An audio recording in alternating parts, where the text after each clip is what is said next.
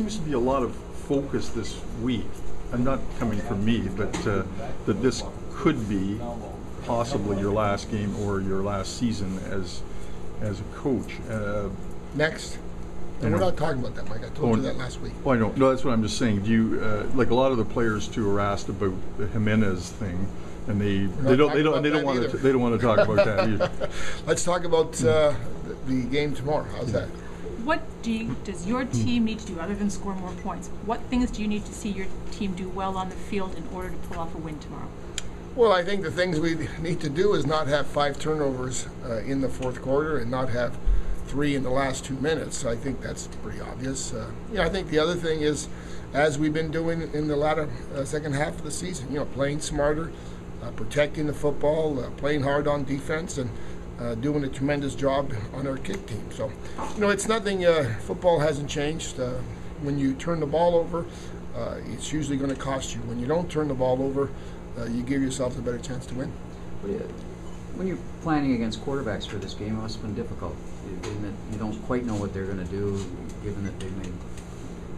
Was it? Yeah, but they don't know what we're going to do either, right? Understandably, but yeah.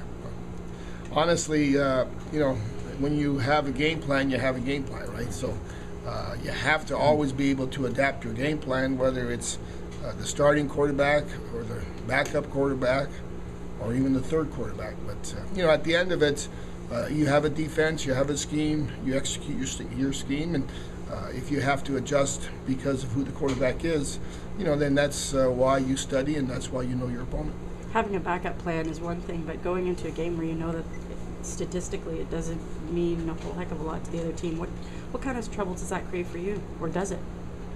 Well, it doesn't for us because it doesn't concern us, right? I've been in both, locker rooms. I've been where we've been 15-2, and the 18th game means absolutely nothing. I've been 7-10, and the last game had to be won on the road against a very good football team. So, you know what? The psychology of the game, the mindset of the players is all relative to sometimes the amount of pressure that they're under. And obviously, when you have to make the playoffs, the pressure is greater on you than it's on the other team. Does it feel like a playoff game? Pardon? Does it feel like a playoff game to you? We've been in the playoffs since September, so this is another game, right?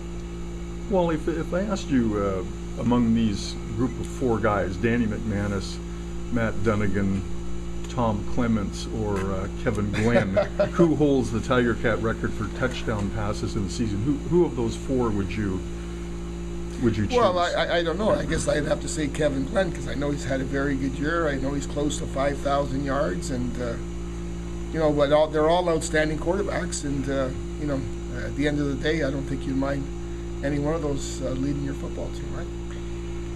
You had said earlier this week, though, that was the one component of your team that really hasn't been where you wanted to. Just the unstable situation at quarterback, just because of injury and circumstance. Well, if we want to go back and forth, I think we said when we were 1-7 that one of the deficiencies was the fact that we didn't feel our quarterback play was at the level it should be.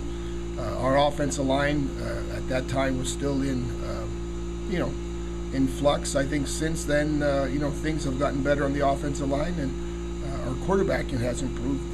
Because of that, all of a sudden, we won a lot more games. So it's not coincidental. It's very difficult to win without good quarterbacking. It's very much a difficulty to be productive on offense unless your line's good. So, we've kind of improve both of those two areas. That gives your whole team confidence, and that gives you a greater opportunity to win.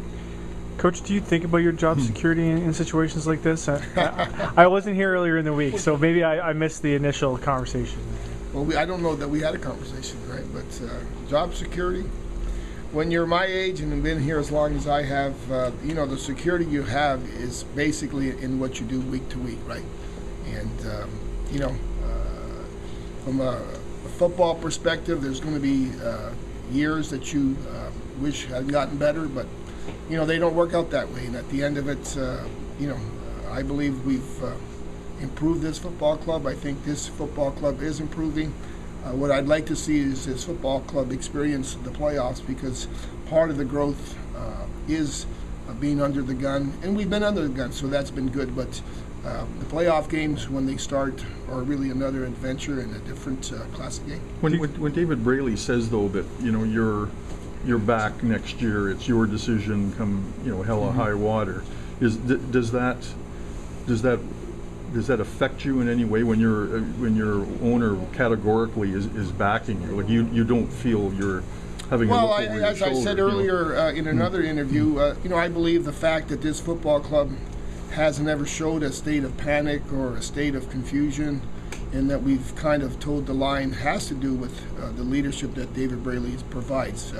You know, he doesn't panic when we're 1-7, and he's not overjoyed when you're 7-1. I think the ability to get through this, to work through this, to put this football club in a position that it's improving and that has a tremendous future, I think has to do a lot with that. So, you know, our job as coaches is to try to improve the football club, whether you're 1-7 or 7-1. You expect to be back next year, Coach?